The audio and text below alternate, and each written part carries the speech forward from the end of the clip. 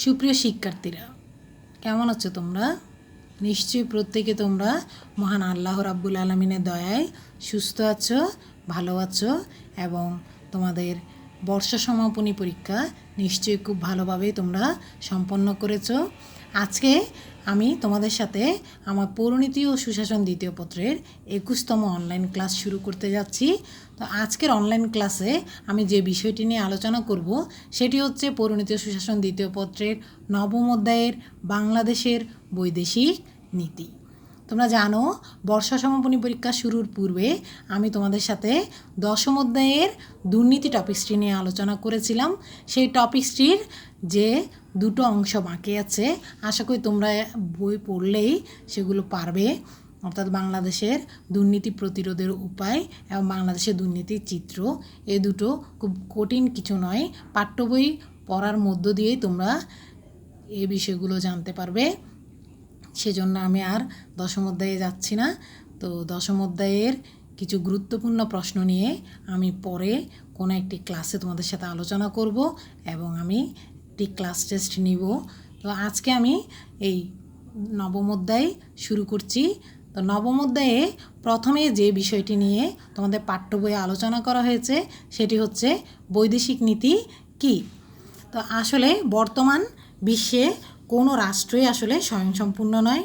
প্রতিটি রাষ্ট্রই কোনো না কোনো বিষয়ে একে অপরের উপর নির্ভরশীল। এজন্য প্রত্যেক রাষ্ট্রই অর্থনৈতিক, রাজনৈতিক, সাংস্কৃতিক এবং সামরিক ক্ষেত্রে স্বয়ংসম্পূর্ণতা ও সমৃদ্ধি অর্জনের জন্য অপর রাষ্ট্রের সাথে বৈদেশিক সম্পর্ক স্থাপন করে। তো এই বৈদেশিক সম্পর্ক আসলে স্থাপন করা হয় জাতীয় স্বার্থকে আসলে প্রাধান্য দিয়ে। সাধারণত রাষ্ট্রগুলো পারস্পরিক সহযোগিতা ও সদিচ্ছার উপর ভিত্তি করেই বৈদেশিক সম্পর্ক গড়ে ওঠে। পৃথিবীর সকল রাষ্ট্রেরই নিজস্ব বৈদেশিক নীতি রয়েছে আন্তর্জাতিক সম্পর্কের নিজস্ব দৃষ্টিভঙ্গি। পৃথিবীর অন্যান্য রাষ্ট্রগুলোর মতো আমাদের বাংলাদেশেরও রয়েছে সুনির্দিষ্ট বৈদেশিক নীতি। তো বাংলাদেশের মতো তৃতীয় বিশ্বের দেশগুলোর বৈদেশিক নীতি সকল সময় সুনির্দিষ্টভাবে পরিচালিত হতে পারে না, কেননা তৃতীয় বিশ্বের দেশগুলোর বৈদেশিক নীতি প্রণয়নের ক্ষেত্রে বহির্বিশ্বের ঘটনাবলীর উপর নির্ভর করতে হয়, কেননা তৃতীয় বিশ্বের দেশগুলোর অর্থনৈতিক সাহায্যই হচ্ছে মুখ্য। সেই ক্ষেত্রে সকল সময় একই নীতি অনুসরণ করা আসলে যায় না। তো বৈদেশিক নীতি কি, আমরা এখন সে সম্পর্কে জানব। বিশ্বের সব রাষ্ট্রই যেহেতু একে অপরের উপর নির্ভরশীল, এই জন্য আসলে বর্তমানে এক রাষ্ট্রের সাথে অন্য রাষ্ট্রের সম্পর্ক স্থাপিত হয়। সাধারণভাবে যে নীতি বা পদ্ধতির মাধ্যমে এক রাষ্ট্রের সাথে অন্য রাষ্ট্রের সম্পর্ক স্থাপিত হয় তাই হচ্ছে আসলে পররাষ্ট্রনীতি বা বৈদেশিক নীতি।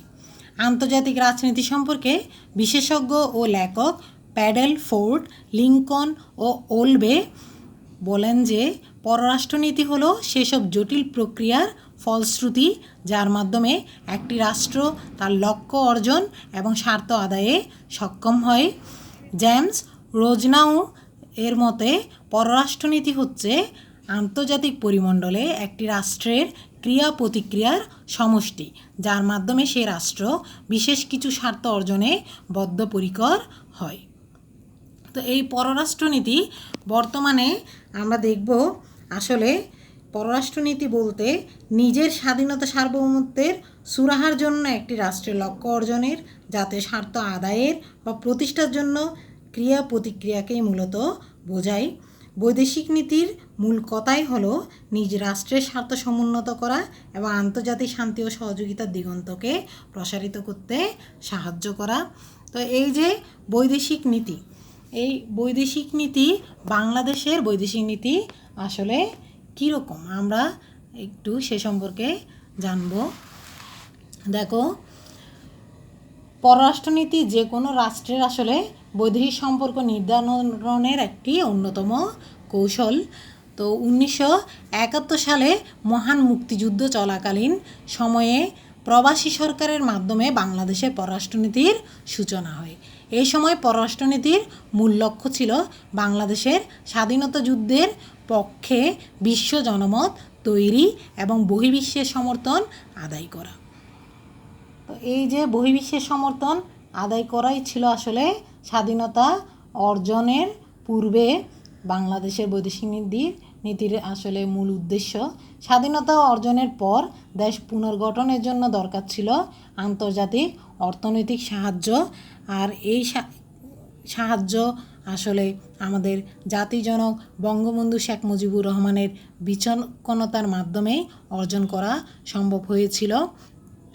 1972 সালের 11ই জানুয়ারি রাষ্ট্রের প্রতিষ্ঠাতা বঙ্গবন্ধু শেখ মুজিবুর রহমান ঘোষণা করলেন, সকলের সাথে বন্ধুত্ব, কারো সাথে বৈরিতা অর্থাৎ শত্রুতা নয়। এই উক্তির মাধ্যমে বাংলাদেশের পররাষ্ট্রনীতির মূল তাৎপর্য আসলে নিহিত ছিল এই উক্তিতেই।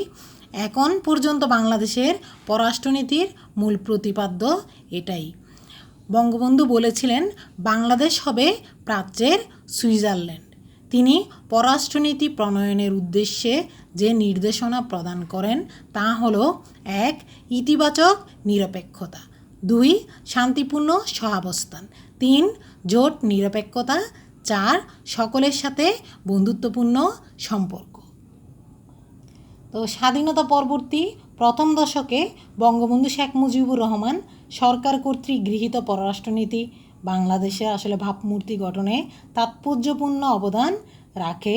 এই দশকেই বিশ্বের বেশিরভাগ রাষ্ট্রের স্বীকৃতি পাওয়া যায় বাংলাদেশ জাতিসংঘ এবং অন্যান্য আন্তর্জাতিক সংস্থা যেমন কমনওয়েলথ, ইসলামী সম্মেলন সংস্থা, ওআইসি যেটাকে বলা হয়, ও জোট নিরপেক্ষ সংস্থার সদস্যপদ লাভ করেছিল। এছাড়া বাংলাদেশ 8 দেশীয় জোট দক্ষিণ এশীয় আঞ্চলিক সহযোগিতা সংস্থার সদস্য। সার্ক অকার্যকর হওয়ার বিকল্প হিসেবে বাংলাদেশ বিমস্টেককে শক্তিশালী করার কূটনৈতিক উদ্যোগের সাথে সম্পৃক্ত। বাংলাদেশ জাতিসংঘ নিরাপত্তা পরিষদে 2 মেয়াদে অস্থায়ী সদস্য হিসেবেও দায়িত্ব পালন করে। বাংলাদেশ সংবিধানের 25(1) অনুচ্ছেদে পররাষ্ট্র নীতি ভিত্তি বা মূল বৈশিষ্ট্য সম্পর্কে ইঙ্গিত প্রদান করা হয়েছে। বাংলাদেশ সংবিধানের এই 25(1) অনুচ্ছেদে পররাষ্ট্রনীতি সম্পর্কে বলা হয়েছে, জাতীয় সার্বভৌম ও সমতার প্রতি শ্রদ্ধা, অন্য রাষ্ট্রের অভ্যন্তরীণ ব্যাপারে হস্তক্ষেপ না করা, আন্তর্জাতিক বিরোধের শান্তিপূর্ণ সমাধান এবং আন্তর্জাতিক আইনের ও জাতিসংঘ সনদ বর্ণিত নীতিসমূহের প্রতি শ্রদ্ধা। এই সকল নীতিই হবে রাষ্ট্রের আন্তর্জাতিক সম্পর্কের ভিত্তি। এই সকল নীতির ভিত্তিতেই রাষ্ট্র আন্তর্জাতিক সম্পর্কের ক্ষেত্রে শক্তি প্রয়োগ পরিহার এবং সাধারণ সম্পূর্ণ নিরস্ত্রীকরণের জন্য আসলে চেষ্টা করবে। তারপরে বলেছে, প্রত্যেক জাতির স্বাধীন অভিপ্রায় অনুযায়ী পথ ও পন্থার মাধ্যমে নিজস্ব সামাজিক, অর্থনৈতিক ও রাজনৈতিক ব্যবস্থা নির্ধারণ ও গঠনের অধিকার সমর্থন করিবেন। সাম্রাজ্যবাদ, ঔপনিবেশিকবাদ ও বর্ণ বৈষম্যবাদের বিরুদ্ধে বিশ্বের সর্বত্র নিপীড়িত জনগণের ন্যায়সঙ্গত সংগ্রামকেও সমর্থন করিবেন। তো বাংলাদেশের পররাষ্ট্রনীতির অন্যতম সাফল্য স্বল্পোন্নত রাষ্ট্রসমূহের নেতৃত্ব দান।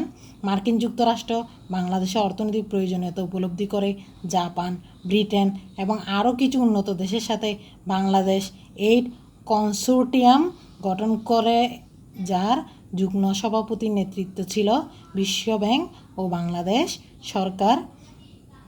তো এই যে পররাষ্ট্রনীতি, এই পররাষ্ট্রনীতির কিছু বৈশিষ্ট্য অর্থাৎ বাংলাদেশের পররাষ্ট্রনীতির যে বৈশিষ্ট্যগুলো এখন আমি সেগুলো নিয়ে আলোচনা করব। বাংলাদেশ দক্ষিণ পূর্ব এশিয়ার আসলে একটি অন্যতম উন্নয়নশীল দেশ। বাংলাদেশে রয়েছে অসংখ্য সামাজিক, রাজনৈতিক ও আরও নানা রকম জটিলতা। তো স্বাধীনতা ও সার্বভৌমত্ব সংরক্ষণের পাশাপাশি অভ্যন্তরীণ সমৃদ্ধি ও আন্তর্জাতিক সহযোগিতা আসলে বৃদ্ধির লক্ষ্যে বিভিন্ন সময়ে গণপ্রজাতন্ত্রী বাংলাদেশ সরকার বৈদেশিক সম্পর্কের ক্ষেত্রে কিছু মূলনীতি স্থির করেছে। তো এই মূলনীতিগুলা আসলে বাংলাদেশের বৈদেশিক নীতির বৈশিষ্ট্য আমরা খুঁজে পাব। তো প্রথমে দেখো, বন্ধুত্বের নীতি। জন্মলগ্ন থেকেই বাংলাদেশের পররাষ্ট্রনীতির মূল কথা হলো সকলের সাথে বন্ধুত্ব, কারো সাথে শত্রুতা নয়।